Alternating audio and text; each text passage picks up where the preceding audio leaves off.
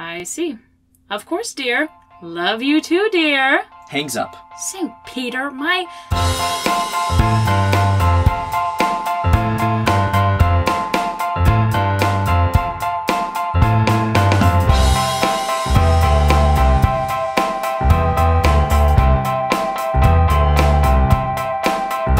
Hey everybody, welcome to episode 4 of The Green Light. Green light. Green Light! Today we are going to be reading The Pearly Gates by my former high school theater teacher, Andy Rassler.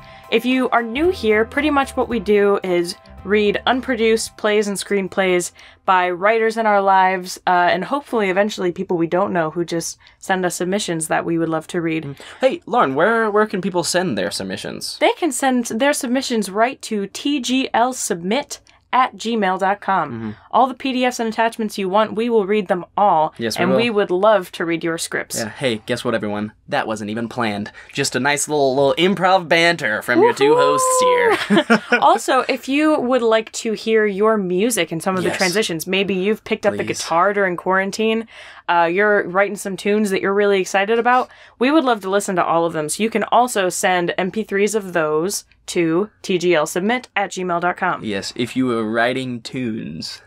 Thank you, Lauren, for that wonderful... She's giving me a death stare right now, folks. You can't see it, but I sure can. All right, so, Lauren, okay. We haven't actually recorded an introduction in weeks. Yeah, so basically what happened was right at the beginning, we were recording them first before any other part of the episode, and we did 3 full episodes before we dropped the first one. Yeah, just to have like a bank of things, just so we didn't have to, scramble for scripts and things like that. Yeah. But so because of that, we realized with our first couple intros, they were a little bit outdated, just in terms of, we talked about Tiger King, but then by the time it came out, Tiger King was kind of old news a little bit. Listen, I could hear a Tiger King commentary for the rest of my life. This is true. Hopefully everyone else can too. Hopefully you all enjoyed it anyway. Yes. But, yeah, so we wanted to kind of record our other ones a little closer to when the episode's coming out. So this episode is actually coming out in 2 days. Yep, we're recording this Wednesday evening. Right now I'm looking at Lauren's phone. It's 6:17 p.m. Pacific Daylight Time. Pacific Daylight Time. Yes, I not don't want to mess that up. Yes, right. Correct. Yeah. One more little housekeeping thing. Actually, we have like 3 more housekeeping things. Yeah. So we... If you like us, even if you don't like us, truthfully, if you're just listening to this and want us to hear you, then if you review us on iTunes, and you have 2 options. One is the kind option of of commenting your detour of the week. So if you don't know, we'll explain it in a second, but basically something that you've watched that you would recommend to other people. You can do that. Or... if you want to, this is the slightly meaner option, but possibly more fun option, if you want to roast me, Jackson Campbell, roast the heck out of me in those iTunes reviews, pretty please. We made a Facebook post about it, which, by the way, we also have a Facebook page now, so go like that. It's The Green Light, has the same logo as the podcast with the light bulb. You will certainly recognize it. So if you want to, we made a post about that, but we only got one from my brother, which Lauren is about to read to you in a second. Right now, she's going to read it to you. Yes, I can't wait. Jackson Campbell is a man's man. Handsome is an understatement. He sweats pure masculinity. His suave is unmatched. Listen to hear the sweet and sexy sounds of his baritone serenade you. Other than that, if you want to hear a fun time between 3 experts in the film and theater industries, this is your podcast. From Jonathan Campbell, in parentheses, definitely not Jackson Campbell's brother. Definitely. So it's not my brother, as his review says. The second half definitely made me less uncomfortable, but I certainly appreciate the kind remarks from my brother. However, if you want to balance that out, if you think my head's getting a little too big after that review, he already has a big head just by genetics. And Lauren will not let me forget it. Anyways... leave us a review on iTunes. In all seriousness, it would really help us out. Yeah. Basically, with the whole algorithm on iTunes, if you're not someone who listens to podcasts and, you don't hear this speech all the time, with the algorithm on iTunes, the best way to reach people who you don't already know personally is for the people you do know to give you 5-star reviews in iTunes. Mm-hmm. Doesn't matter what the content of those reviews is. Mm-hmm. Content of those reviews is. Yeah, it's... Reviewed content. Content, I guess. Content is. Okay, yeah. Sorry. Whatever. Doesn't matter what's... grammar-heavy episode. Yeah, man. Okay. Yeah, it doesn't matter what you write. As long as you give us 5 stars, we will slowly keep chugging up the charts. Chugging on up. Yeah. Like the little engine that could. And odds are, most of the people listening to this, you probably already know us. If I had to take a swing. Yeah. If I had to take a swing at that one, I think it'd probably be a home run. At least right now when we're recording this. Yes. Yeah. Correct. So, if not, maybe you just give a little kindness, give a little tenderness. Yeah, truly, that is the number one way you can help us out. Yeah. So, also by sharing our Facebook posts. Yeah, and also that. retweeting our stuff. That'd be stuff great like too. that. One final thing. If you are listening to this on probably Spotify or iTunes, and you're like, hey, I don't like them, I want to listen to this podcast still, though, you can. We're up on now. We have a list. We're up on Spotify, iTunes, Stitcher, TuneIn, Podbean, which is the one that yes. This is where we host our podcast. Yes, and then Google Play. Hopefully within the next week.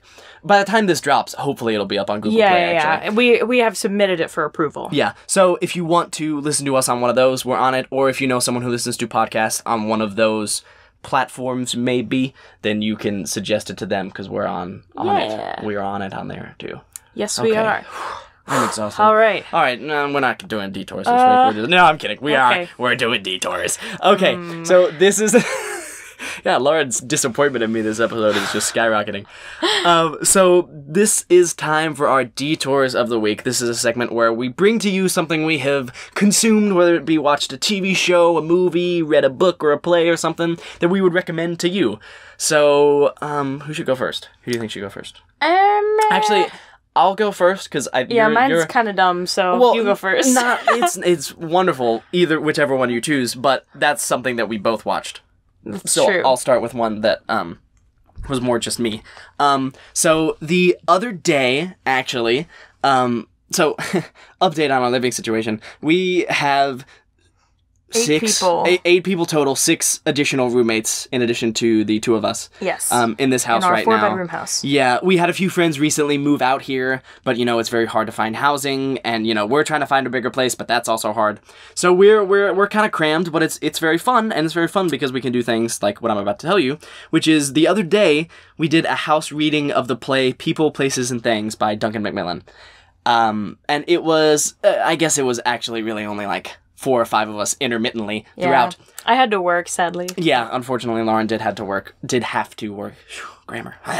But, so we did a nice little play reading. We sat down together in a nice circle, sang Kumbaya, and just read People, Places, and Things, which is a really interesting play, like I said, by Duncan Macmillan. It's kind of heavy at times. It deals with things like substance abuse, familial relationships, mental health, all things like that. But it has some very funny moments too. It really does. And overall, the experience was just very rewarding, just to sort of do art with your friends together again. And obviously, Lauren and I have the fortunate opportunity to do this podcast, which is like us doing art with our friends. But to do it in a different sense and to sort of get, a bit longer version of kind of what we do on this here podcast actually was really nice and a really rewarding experience. So, even if you just have a roommate, or if you want to just, Zoom with your friends and, read a play or even just like watch a movie together or something, at this time it's harder and harder to find community with other people. So wherever you can find it, for sure, go for it. Another thing, if you are familiar with Duncan Macmillan at all, you might know him from the play Lungs, which is a 2-person play. Characters is just MF for male and female. But it kind of talks a lot about the environment and sort of what the repercussions are of having a kid in a time when climate change is a huge issue. Mm-hmm. It's a really, really great play. My friend Emily introduced it to me back in high school, but I highly recommend that one as well. But that was not my detour of the week. Nope. My detour of the week... Which one are you going to do? I'm interested. I'm about to say it, so... Okay. Sorry. Okay. My detour of the week was I had never seen any of the live-action Scooby-Doo movies. And for Jackson's birthday, which was yesterday as we're recording this. It was for my birthday. Yeah, he wanted to watch Scooby-Doo 2 Monsters Unleashed. Yep. And let me tell you, that is an unabashedly great movie. Like, unironically, I thought it was going to be dumb, but it is so good. And let's say, it is a little dumb. It's a little dumb. Well, yeah, but in the way the cartoon is, it definitely pays homage to the cartoon very well. There are some specific things I really liked, just, you know, especially just a lot of the shots of when Shaggy and Scooby were running.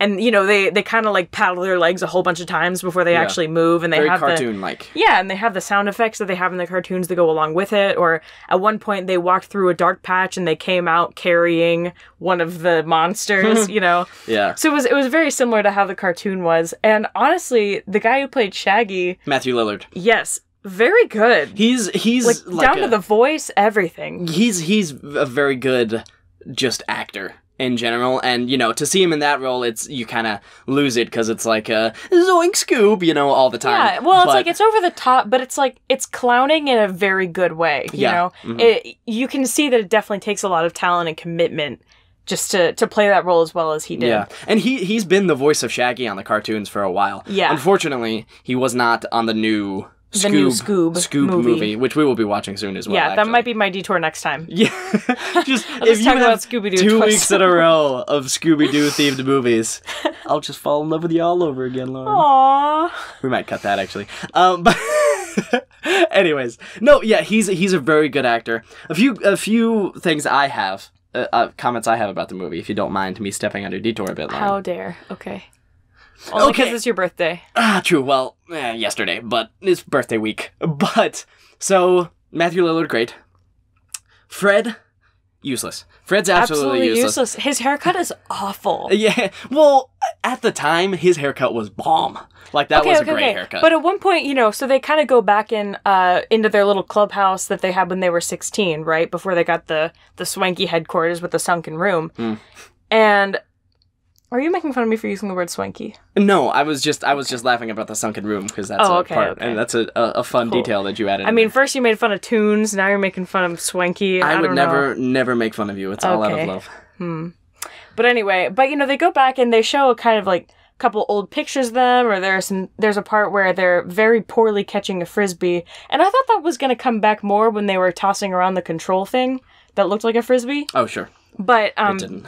But anyway, you know, they showed a picture of Fred, and he had a much better haircut. And I was like, I feel like usually people have the haircut that he has for most of the movie in, like, middle school and high school, and then grow into a better haircut, like Jim in The Office. Yeah, well, so that's a good reference, actually. It was very similar to Jim's early hair in The Office and or Zac Efron's hair in the High School Musical movies. Yes. But like reverse. It was the reverse of progress. Yeah, but for that time, that was going up, Lauren. That was like the hot thing for that time, and I will stand by that. But as a character, he's useless. He's like the leader, but he really, the only thing he does is joust that night. The spoiler, I guess, not really. But he jousts that night, and really, like, he doesn't even win. He doesn't even win that joust. Otherwise, he's useless. He still got hit. Like Daphne and Velma were all over the place. They were doing everything. Really, exactly. the true they were carrying leaders the whole team of that the group. Whole time. Yeah. So outstanding on their part. Shaggy and Scooby, very fun. Yeah, it was an enjoyable time. Very quality film. Yeah, high key. So if you're down to drop a couple bucks, it's not streaming anywhere, unfortunately. Yeah.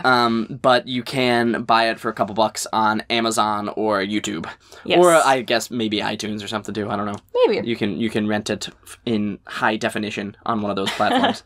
I don't know if you can find people places things online. Tori, one of our housemates, who you will actually hear in just a bit, had a copy of it. That's true. She's reading with us today. Yes, she is. I think that's it.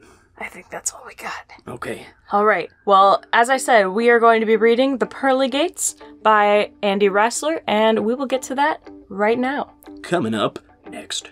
When we come back.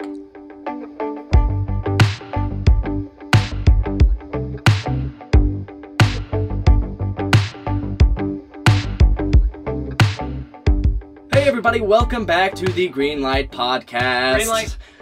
Green light. I'm Jackson. Since you were introducing it. Yeah, I think that's the first time you've done it. That's nice. It's a tradition. All right, I'm Jackson. Okay. I'm Lauren. And today we are reading The Pearly Gates by Andy Rassler. And in addition to reading a wonderful play, we have two new wonderful guests who you will probably be actually hearing much more of in the coming future. Yeah. Because once again, we are still in quarantine, but we have a couple new housemates who we've known for a while. But how about we let them introduce themselves? Tori, would you want to go first? Sure. Yeah. Tori aggressively pointed at Will. I don't want to start because if I start, I won't stop. Hey everyone, my name is Will Leach. I am a graduate of UNC Chapel Thrill, like many people on this podcast. Yeah, everyone Shout but out, Lauren. Go Heels. Literally every single person but Lauren. We're finally interviewing someone later who is not a UNC alum. True. Thank God. I studied political science. I was a dramatic art minor. Was going to grad school for theater management, dropped out, didn't love that. But you know what I do love? Acting and directing. And that's what we're here to do now. Correct. I did kind of forget you went to grad school for theater management. We should all forget. Okay. Wait, good for me. Do you have anything else you want to promote? Yes. Oh my gosh. If you are young, politically engaged, you'll have a good story, some sassy commentary. Definitely look up Millennial Trash wherever you like to listen to your podcast with William Leach. That's me. Millennial Trash. Yes. We support that on this podcast. Yeah. Okay. Can I point to you now? Yes, Tori? okay. I'm ready now. Podcast supporting podcast. My name is Tori Jewell. I am also part of the Chapel Hill to LA pipeline. Yes. I'm here briefly because as I did graduate from Chapel Hill with a degree in anthropology. The study of People.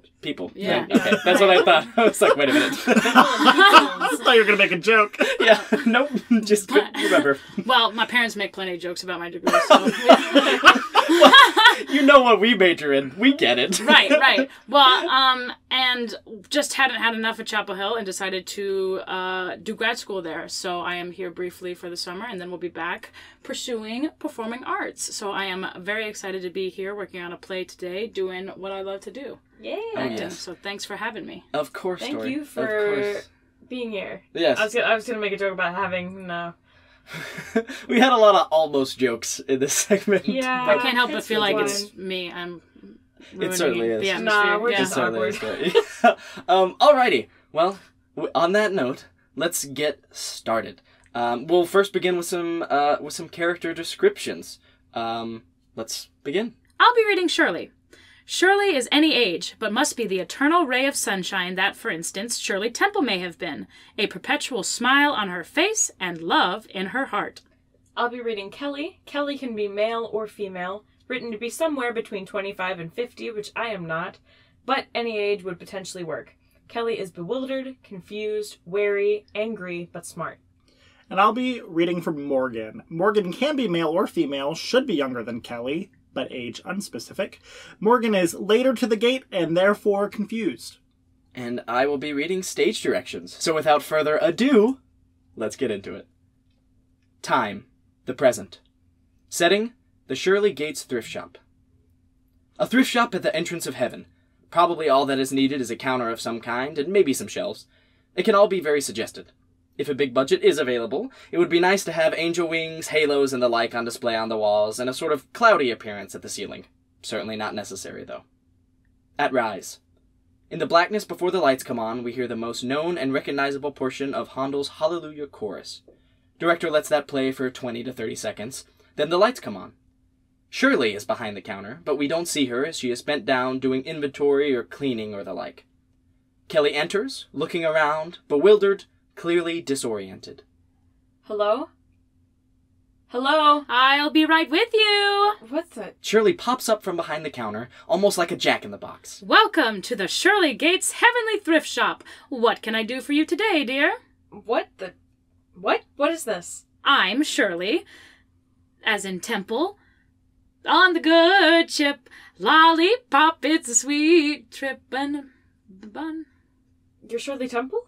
Where am I? I'm not the Shirley Temple, silly. No, I'm just Shirley.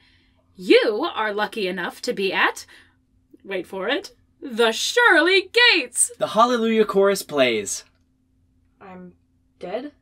That was a nasty crash. You take your eyes off the road for 1 second and blam! End of story. And A pretty short story, too. I'm dead? Oh, dear. You're still in denial? Well, thankfully, that's usually a pretty short stage. The good news is you're here instead of, well, you know where. I'm dead? Wow, I sure hope this stage doesn't last much longer. You are giving me nothing here. Okay, well, as long as you're here, why don't you shop around? Shop around? You are the cute little Echo, aren't you? You'll need your wings, silly. Let's see what we have in your size. I have to buy wings? You need your wings, dear. Everyone does. Some people have to earn them. You've got budget to buy yours. Only the thrift ones. The designer wings are over at the Pearly Gates. I thought this was the Pearly Gates. The Shirley Gates. Shirley Gates? I'm on the other end. Other side of the tracks, so to speak. Low budget heaven. The Shirley Gates. There's money in heaven? I'm so confused. I thought you can't take it with you. Oh, common misconception. I don't know where that rumor got started. The Egyptians had it right with the gold and all. I'm guessing your people didn't put anything in your pockets at all. Am I right? Checks pockets. I guess not. Oh, No. It's hysterical when the rich Hollywood folks come to the Shirley Gates. They don't think they belong here, but their people don't put money in their pockets either. It's really karmatic justice, don't you think? Zillions of dollars on Earth, and they just don't know how to send it with them? Well, we'll just put your merchandise on credit, okay? On credit? What am I buying? Your wings! You can't stay here without wings. Okay, let's take a look here. We only have seraphim and cherubim here, dear. If you want the archangel material, it's out of your price range. Sorry about that. As Kelly explodes, Shirley is unaffected, continues happily looking through merchandise. Morgan enters. I don't have a price range. I don't even know where the hell I am. I was driving to the store and What the hell is going on here? We do have to watch our language, dear. This assignment isn't necessarily permanent, you know. Excuse me? I'll be right with you. Where am I? Don't look at me. I just got here. Oh my. My. This usually doesn't happen. How awkward. What is this? Apparently we're at the Pearly Gates. The Shirley Gates, dear. You'll remember eventually. I'm dead? Nasty crash. Well, as long as you're both here, you might as well know. Kelly, meet Morgan. Morgan, meet Kelly. Morgan's car hit Kelly's car, or Kelly's car hit Morgan's, either way, and well, that's all she wrote. That's all she wrote? What does that mean? I'm dead? I can't be dead. You killed me? Maybe you killed me. This is awkward, isn't it? I was trying to process Kelly through before Morgan got here. I mean, I was hoping the paramedics could keep you alive just a bit longer, dear. You were gone on the spot, you were. All that blood? Yeesh. Well, let's get shopping. Shopping? We need wings. What the hell? Language. I know it's all very sudden, dears, but you're lucky to be on the Shirley Gates side. Wings aren't cheap, you know. I imagine not. Let me check the inventory here. Shirley gets involved in going through wings. I don't understand any of this. We're dead. You're dead. I'm dead. I'm dead because of you. You ran into me. You ran into me! They both look at Shirley. She shrugs. The devil's in the details, isn't it? You idiot! I've lost everything! I've lost everything too. You're not the only one who died here. I wouldn't have died if it weren't for you. You killed me. You killed me! You killed me! I hate you! Kelly launches herself at Morgan and they scuffle on the floor. Ad-lib hateful statements as they fight. That's more like it. Denial is behind us now. On to anger. Really, quite healthy. Splendid. Stop! Stop attacking me! I'd be alive if it weren't for you! I'd be alive if it weren't for you! Stop in the action as Kelly processes this. Right. The phone rings. Or perhaps a bell that causes Shirley to just put a hand to her ear. Earpiece phone? Hello, the Shirley Gates Heavenly Thrift Shop. Shirley speaking. Oh, yes? I see. Oh, no. I can certainly take care of that. Listen, Pete, I may not have the equipment you have over there, but I know what I'm doing. So, what do they need to do? I see. Of course, dear. Love you too, dear. Hangs up. St. Peter, Well, dears, your story has changed a bit, it seems. What? What happened? Nothing happened, really. Just looks like your credit has been denied. What is she talking about? Kelly just shrugs. We were going to process your wings order on credit, but you don't appear to have any. Looks like you made it here to the Shirley gates by the skin of your teeth. Both of you. So you'll have to earn your wings after all. Don't kill the messenger. We have to earn our wings? Like, It's a Wonderful Life kind of thing? That's just a movie, dear. This is real. This isn't real. This can't be real. Just 2 seconds ago, I was driving down the road. People don't die just like that. Well, I hate to contradict you, but if you think about it, that's exactly how people die. Poof. Just like that. I'm not dead. This isn't dead. We can go back.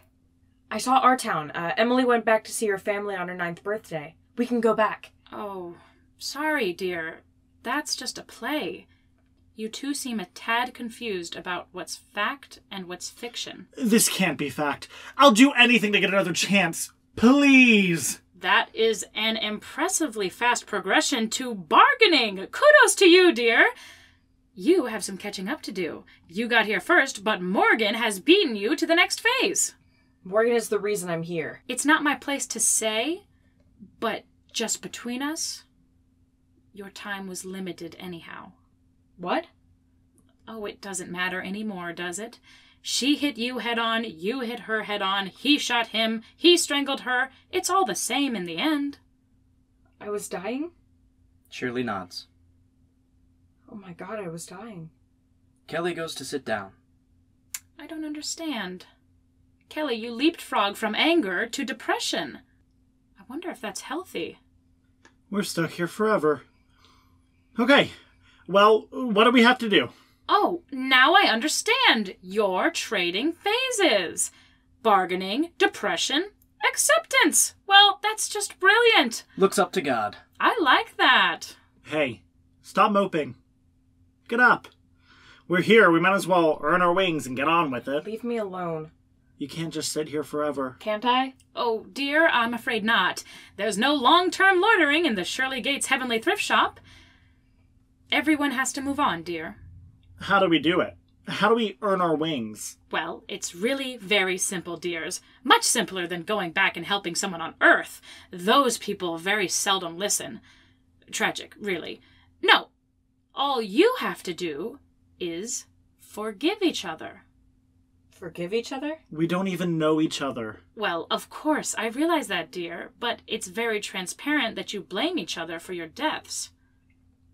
Am I wrong? I'm not wrong. Kelly and Morgan look at each other meaningfully. No, you're not wrong. Rhetorical question, dear. Of course I'm not wrong.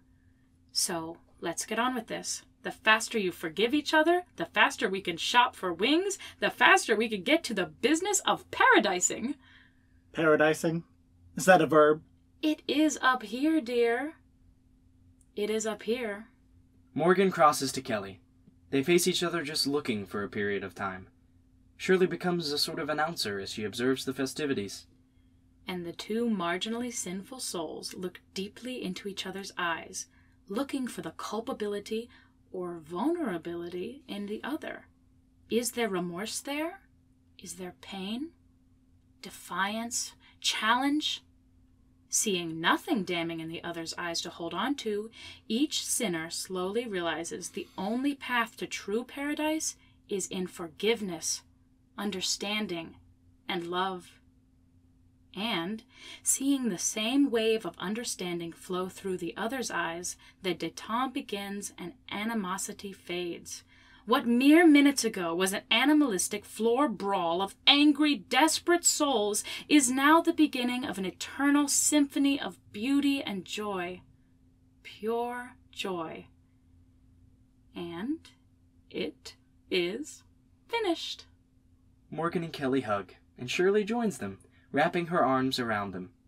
Thank you, Shirley. Oh my, it was my divine pleasure to assist you. Now that you've earned them, shall we choose an appropriate pair of wings for each of you? How do we choose? Let's start you out with something small. As well as you responded to your first task here, I'm thinking we can grow into bigger models as you go. Won't be long, yours will be as big as Pete's. Shirley, where are your wings? Oh, never after Memorial Day, dear. Never after Memorial Day. Blackout.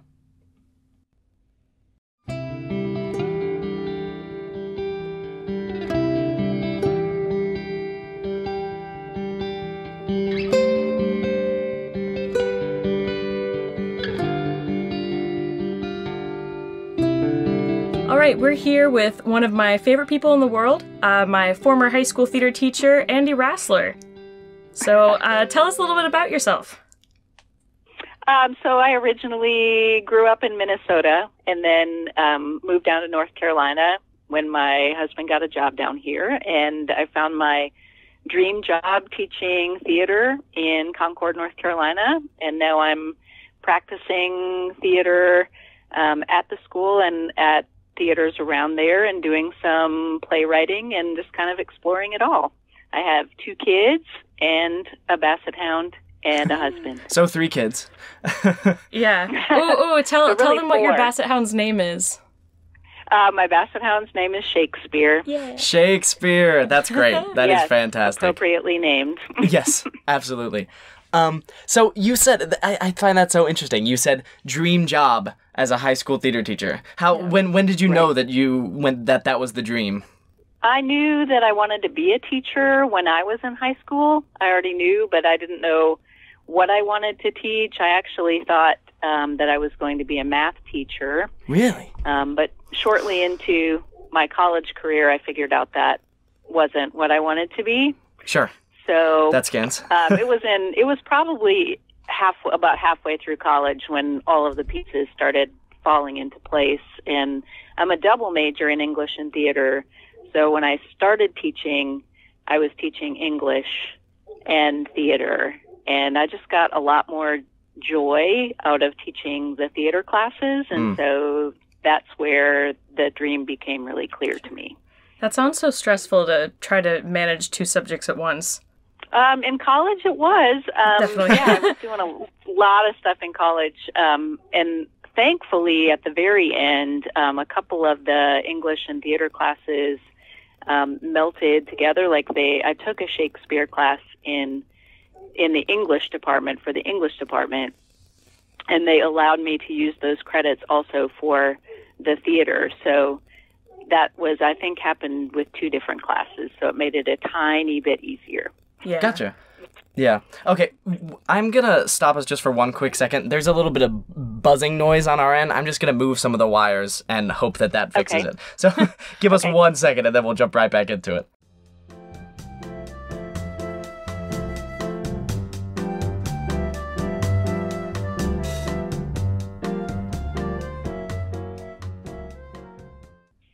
So tell us about your inspiration for this play specifically. This is the Pearly Gates, right? Yes. Pearly Gates. Okay. So the Pearly Gates began when our local community theater here was doing a 10-minute play festival, and the theme of it was thrift shop. So this is cheap places to buy stuff. And I don't know, I started thinking about Clarence the Angel in It's a Wonderful Life. It's a Wonderful Life, Yes. right, and how he had to earn his wings. And I thought, well, what if you had to buy your wings? And then what if there was this place where you couldn't afford to buy the good wings, and so you had to buy, discount, Goodwill wings. So I don't know why my brain does that sometimes, but that's where that idea came from. Yeah, that's awesome. I really like it. I love that process of what if. It's just like the what if this, and if that's the case, then what if this? I feel like a lot of creatives, whether it be writers, I know with actors, sometimes that helps. Just that magical what if question is great. I also Yeah, it's really powerful. Yeah, I love that you mentioned Clarence too, because one of my first roles ever acting was at my high school. We did a radio play of It's a Wonderful Life, and I played Clarence, and that was No kidding. yeah, it was a really That's fun fabulous. production. Yeah. So yeah, that's just a funny thing right there. Also, so you mentioned the writing this for like a 10-minute play competition, and in the script at the very beginning you write about how it could be done with a small budget or a big budget. Can you talk a little bit more about like accessibility in your writing and how that plays a role? Is it something that you pretty consistently think about, or is it just something that happened to come up in this one because of the competition aspect? Yeah, no, I think every time I sit down to write, and sometimes I think it might arrest my writing a little bit because I'm always thinking about budget and how practical is this, mostly because I've worked in high school theater my whole life where we have no money, and Right. and with a community theater that's always struggling for funds. And so, I mean, I feel like in the back of my head, if I'm writing something that can only be done with a revolving stage and moving LED lights and all of that, that I might not get produced. Right. Mm-hmm. And the ultimate goal is to get productions. And so I think I'm always thinking about that. That's great. I love that. I am a nerd for accessibility. It's something great, especially because I was fortunate to go to a high school that had a lot of resources. Yeah, and you then went to CFA. I don't know if you remember that. Yeah. I do remember that. Yeah. So I was so fortunate to have a lot of resources there. Then I go to college, and the majority of theater at Chapel Hill that everyone has access to is student productions. So it's right back to that scrounging for every dollar that you can, and just having that accessibility. And I think it, while it can, like you were saying, sort of limit you in a way, I think there's something freeing about it, that it's like you could produce this anywhere. And like some productions we did in college, were at bars or at other places like that it's like you can just pick this up and sort of take it anywhere you want. I think there's something really freeing about that in a way, and just something so beautiful about that. So I'll get off my accessibility soapbox. Yeah. Well, I mean, that's where the stuff isn't where the magic should be Right. anyway. Yeah. Right. That's a good quote. We might use that for our opening. Ooh, that's good. Ooh. Ooh. So one thing I liked, just knowing that you come from a Catholic background, I really liked the part about, St. Peter, and just sort of how he was portrayed, even though we never actually saw him. And I really liked that we never actually saw him. So that just made me think about how do you approach world building and kind of setting up the rules of a world, or trying to ground it in reality, even if it's something completely otherworldly like heaven. Or I always think back to that the amoeba play that you wrote for the 24-hour play festival. Mm-hmm. So yeah, just talk about how you establish the rules of a world a little bit.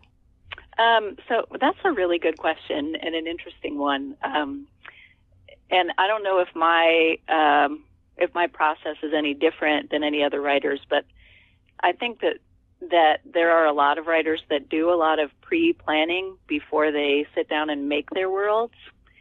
And mine, oftentimes, I just write the story, and then as I'm looking back on the story, I'm like, okay, I need to figure out what the rules are here, and then I make those rules when I go back and see where the story has taken me. Sure.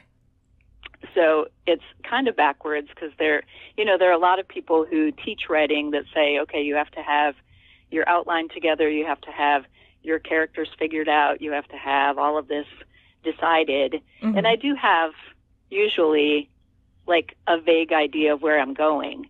But a lot of times, and that's the magic of revision, obviously, is a lot of times when I get to the finish line, I'm like, oh, that was interesting. I didn't really expect that to happen, so let me go back and see where my rules are inconsistent, and then marry everything together. That's oftentimes how it happens for me. Cool. That's great. I think I have done a minuscule amount of writing in my time. Me too, and it's really hard. It is. It's so hard. And I love that you said that about sort of letting yourself roam free in that first draft, and then going back and being like, okay, where do I need to fix these inconsistencies? Because I feel like a lot of times when I was writing, I would get so stuck on, oh, well, if I put this in, that doesn't make sense with that. And I feel like another sort of freeing thing is just sort of writing that initial, because I feel like that initial impulse sometimes is like your best one. So writing what you have, writing what comes to you, and then from there being like, okay, now how do I fix it so that it all makes sense in like one cohesive story while still keeping those like creative elements that like came to you first. Right. Mm-hmm. Yep. So another thing that we noticed and that I really enjoyed and Lauren really enjoyed as well is just a lot of different like subverted tropes that you put in this play. Like one of the big ones that I noticed was the stages of grief. You know, you have the traditional 5 stages in this order, but each character sort of experiences it in a different way than what you expect. You have that, and then you have the fact that what you have to buy your wings is literally what you have on you when you're like dead and buried, and which is so different to the idea that, oh, if you do good can't things, take it with you. Yeah. You can't take what you have with you, and so it's just subverting that trope. I'd love to hear you talk a little bit about that, like what effect you want this to have, and then is that something that you utilize across all of your works? Yeah, I do think I do that a lot. Is that I just think I don't know what the word is. I don't want to use necessarily the word silly, but I think that we can get caught up, human beings can get caught up a lot in, well, these are the rules, and and you need to follow them, right? So this is how it is. And there isn't a lot of time that a lot of people take to say, well, is it really that? Is it that? And to just take it and think that that's not necessarily a rule. Like, how do we know that that's a rule? Because some people, found these stages of grief and said, this is what they are. Is that really what they are? But just to turn things on its side a little bit and to do some thinking about what is true, and if it's true, and if it's not true, is it a big tragedy if this isn't true? Yeah, it's just kind of opening up your thinking a little bit, because you are, and it's freeing to do that in the theater because it's already accepted that you're playing in an imaginary space. Right, yeah. So you can make up whatever rules you want to, and then if people question it, you're like, well, this is a play. It's not real. So you can always back it up with, I didn't mean that. That was pretend. Yeah. Sure. Yeah. I love I'm fangirling right now. You're vibing. But yes, I love that. And for me, it made these characters almost more human. Because I feel like sometimes we see these things that are like things like how the world is supposed to be, like these 5 stages of grief, for instance. Yeah. And then when something, tragic happens to you and you don't experience it in that way, it's like, is something wrong with me? Is it my fault? But then to see it in a different way and be like, you know what? Maybe that's okay is a great thing to be reminded of sometimes, I think. And especially in a really playful setting like this. So I also wanted to ask about, speaking of playfulness, I wanted to ask about the choice to have Shirley narrate the moment of forgiveness at the end. I really like that. It almost felt like I think you actually said in it seems like a wrestling match. Yeah. But that was something I really liked. Can you talk about your choice to do that rather than have them speak to each other? Oh, you ask really good questions. Well, thank you. That's a great question. And actually, when I wrote that originally, I really almost in the first or second revision, I almost took that out. And my husband reads a lot of my work as well as my kids and like whoever I can get to read it before I submit it places. And that was one of the things that my husband questioned. He said, that seems weird that you just threw that in there. And I said, no, I think I'm going to keep it. And I think the reason that I liked it is that the two that aren't talking, that there are still some unanswered questions. If you have somebody else narrating it, is she narrating it correctly? Like, you don't really know if what she's saying is true, but if the actors follow through with it and do it in the way that it's designed to do it, then she is. But there's always that opportunity for the audience to kind of be like, well, I wonder if that's what really happened. So it can like stir things up a little bit more. So Definitely. that's why I kept it. And I think it seems, you know, I mean, it obviously plays to, I guess, the sort of character-y, that's not a word, attitude of Shirley. We'll keep it. But, sure. But, Yes. but, you know, I think it also just makes it a lot more organic than the other two options of, you know, either having the characters talk it out or having them just sort of stand and stare silently for a second and then say they forgive each other. Right. I guess I didn't trust that moment enough in silence. I felt like I needed more to make it clear what my intention was there. Yeah, and I think it definitely worked. Yeah, and it's like, there's not the silence, like, overall, because you have Shirley talking, but the silence between the characters, sort of like you were saying, is almost more powerful because, you know, because of that open-endedness, and it's like, what did they say, and things like that. So, yeah, I love that moment. Definitely. Cool. And this, we might have really already answered this question, but what is your favorite moment in this script? Oh my gosh. Well, let me think through it. It might be early in the play, maybe. Although, I don't know. There's a lot of discovery moments in the play, but I think when and I mix up the two characters' names, so I don't remember who comes in first. Kelly is first, and then Morgan. Kelly is first. Okay, so when Kelly comes in and kind of has that realization that, oh my God, this happened to me, right? Mm-hmm. So it's the aha moments. But I really, like, tongue-in-cheek wise, like, I really love the moment on the phone with Shirley and Peter. Yeah. Where she's like, I think I know what I'm doing, you know? Yeah. She's like, get off my back. Yeah. Yeah. Yes. So discovery moments are my favorite, and tongue-in-cheek moments are my favorite. Yeah. That discovery moment is something that I took note of too, because I noted that she said "I'm dead" 3 times in a row, and I feel like a lot of scripts would have done like "I'm dead" and then just like moved on after that. But I feel like it's such a human reaction to be like, wait a minute, and then to have to Process it 3 different ways. exactly, yeah. And so I thought that was another like very human moment that I really thought was perfect. Oh, cool. Thank you. And so getting a little bit off the script and just into you a little bit. So obviously you're having to teach high school theater right now over Zoom, or I assume, or however you are teaching. I would love to hear you talk about, like, how is that? Like, Especially teaching theater. Yeah, especially theater, which is something so interactive. It's like, I know that high schoolers have poor attention spans, so I was wondering if you have any strategies to keep people engaged and to, like, continue teaching during this crazy, weird time. Yes, another great question. It really does kind of take all of the magic out of it. Yeah. From this end.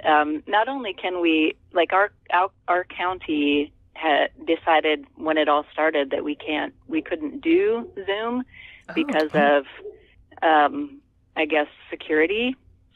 And so they're not allowing any face-to-face anything. Wow. So we're just using Canvas or Google Classrooms or whatever. Wow. Yeah. That's tough. So what I have to rely on, like, for instance, for my musical theater class, what I have to rely on is I've got my keyboard here at home, and I'll record a warm-up for them and put it out there into the universe and say, give this a try. And all I can do to get stuff back from them is to just hear their written response, you know? Right. This is how it worked for me. So it really is, definitely not my favorite thing. Yeah. We've had to rely a lot on doing academic stuff in my Theater 2 class. We're reading plays and analyzing them, but then again, that magic of being in the classroom and talking about what's really happening in the play and, you know, what subtextually is happening and what the themes are and all of that. It's really hard to just kind of call that out and really talk about possibilities when we're not in the same space together. Yeah. Yeah. And I know, you know, really musical frustrating. theater class was it was just such a community as well. And I feel really bad for the people in that class that don't get to have that this semester. yeah, it's really sad. And there's it's really sad. yeah, there's just an energy to a theater class, I feel like, and I really feel like I definitely prescribe to that it's like being in person with a group of people and just like even just taking a breath together is something that you can't get even if it was Zoom, but I can't imagine not even having that. So it must be tough, but it sounds like you're doing a great job with the resources that you have. So Yeah. Well, I mean, I'm doing what I can, but there's that frustration of I'm not giving them everything that they need because, I mean, we all know why people take theater classes. Right, yeah. And, I mean, you can offer the academic stuff, but they get that plenty of other places. So it's really, I think frustrating is probably the word that I go back to a lot. It's just really frustrating. For sure. I think for our last big question, so we've been sort of for every episode doing a detour of the week just to keep up with the traffic puns, where we talk about some piece of art that we've consumed in the past week that we would recommend. So we've done books and TV shows and movies. Yeah. So do you have anything that any art that you've consumed recently? Even if you want to say, you know, I know you just did a virtual production of Kiss a Squid, one of your other plays. So even if you want to talk about that, you know. Yes, that's theater related, but it's a little bit of a swerve. So because this is fun because now I'm talking to you, a former student from years ago, and I pulled in Emily Absher for that one just because I happened to see her on Facebook, and so she was in the original production of Kiss a Squid. Mm-hmm. And so I thought, well, gosh, let's see. I mean, she's in Texas, but I thought, well, this is online, so it doesn't matter where she is. Mm-hmm. So even though this is, you know, the distance stuff and not being together is frustrating, it also kind of offers some interesting possibilities.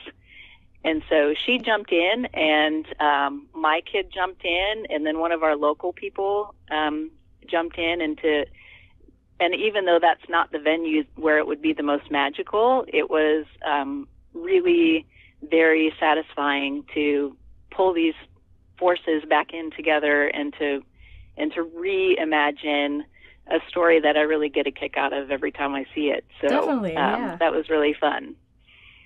Yeah, I feel like the whole aspect of acting over Zoom is really interesting. And I mean, it's been, 4 years or so since I have seen Kiss a Squid. But I was trying to think, really, this is something that could hypothetically happen over Skype, having a Skype meeting before your boss jumps in and discussing whether or not you're going to quit your job today, Right. So I thought that was a really interesting setting for that show in particular. Cool. Yes. And it was fun to reconnect, and it was just kind of a different, fun thing to try. Yeah. Well, that's great. I think that's all we have for you, actually. Thank you so much. This was great. As you can tell, I had a great time. I hope you had a great time, too. Yeah. Oh, I and had another a wonderful time. That's fantastic. Well, good.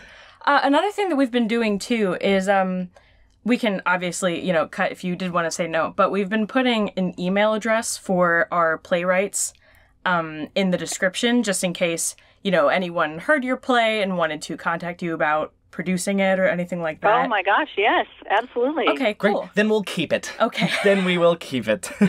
Does your cabarrus.k12.nc.us one still work, or is there a different one you'd rather us use? No, that would be good. The school one would be good. Cool. Because they filter out stuff that's right. That would be the perfect. Yes. Awesome. Okay, great. Then that will be in the description box of our description box. Whatever. Oh my gosh, you know where silly. it's gonna be. You know where it's gonna be. All right. Thank you again so much. We really appreciate it. Yeah. Oh my gosh, thank you. Mm-hmm. All right. Bye. All right. Yeah, Bye. this has been awesome. Bye. Thank you so much.